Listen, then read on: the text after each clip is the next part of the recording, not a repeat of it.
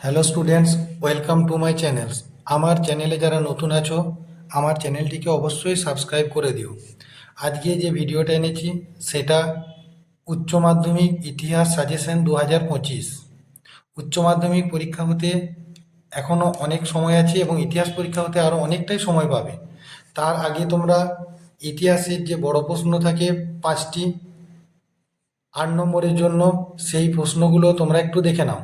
এই প্রশ্নগুলো করলে পরে আশা রাখছি তোমরা কমন পেয়ে যাবে। ক বিভাগের প্রশ্ন দিয়েছি 8টি প্রশ্ন। প্রথম প্রশ্ন, পেশাদারি ইতিহাস বলতে কী বোঝো? অপেশাদারি ইতিহাসের সঙ্গে পেশাদারি ইতিহাসের পার্থক্য কী? 2 নম্বর প্রশ্ন, মিথ, উপকথা বা লিজেন্ড বা পুরা কাহিনী বলতে কী বোঝো? অতীত বিষয়ে মানুষের ধারাকে এরা কিভাবে রূপদান করে? 3 নম্বর প্রশ্ন, উপনিবেশবাদ ও সাম্রাজ্যবাদ বিষয়ে হবসন ও লেনিনের তত্ত্ব আলোচনা করো। 4 নম্বর প্রশ্ন, ভারতের রেলপথ প্রবর্তনের উদ্দেশ্য ও প্রভাব আলোচনা করো। 5 নম্বর প্রশ্ন, চীনের ওপর আরোপিত বিভিন্ন অসম চুক্তিগুলির কারণগুলি আলোচনা করো।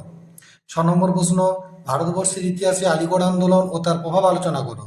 7 নম্বর প্রশ্ন, চীনের চৌঠা মে আন্দোলনের কারণগুলি আলোচনা করো এবং এই আন্দোলনের প্রভাব লেখো। 8 নম্বর প্রশ্ন দিয়েছি, সাম্রাজ্যবাদ কাকে বলে? সাম্রাজ্যবাদের উদ্ভবের কারণগুলি আলোচনা করো। এখানের মধ্যে যে প্রশ্নগুলো স্টার মার্ক দিয়েছি ওই প্রশ্নগুলো ভালোভাবে করবে তোমরা। বিভাগ খ, এখানে 1 নম্বর প্রশ্ন, মন্টেগু চেমসফোর্ড 1919 শাসন সংস্কার আইন এর পটভূমি এবং শর্তাবলী আলোচনা করো।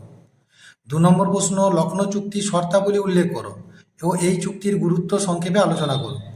3 নম্বর প্রশ্ন, 1942-এ ভারত ছাড়ো আন্দোলনের ঐতিহাসিক তাৎপর্য ব্যাখ্যা করো এবং এই আন্দোলনে মহিলাদের অংশগ্রহণ সম্পর্কে সংক্ষেপে আলোচনা করো।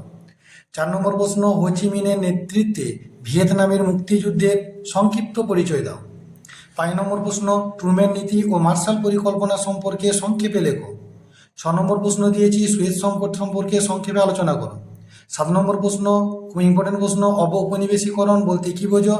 অবঔপনিবেশিকরণের সামাজিক, রাজনৈতিক ও অর্থনৈতিক তাৎপর্য আলোচনা করো। 8 নম্বর প্রশ্ন দিয়েছি, বাংলাদেশের মুক্তিযুদ্ধের সংক্ষিপ্ত পরিচয় দাও। এই যুদ্ধে ভারতের ভূমিকা কী বা শেখ মুজিবুর রহমানের ভূমিকা কী? এই প্রশ্নগুলোর মধ্যে যেগুলো স্টার মার্ক দিয়েছি সে প্রশ্নগুলো খুব ভালোভাবে করবে তোমরা। ইতিহাস পরীক্ষা হতে এখন অনেক দেরি আছে, এই প্রশ্নগুলো ভালোভাবে তৈরি করে নাও অবশ্যই।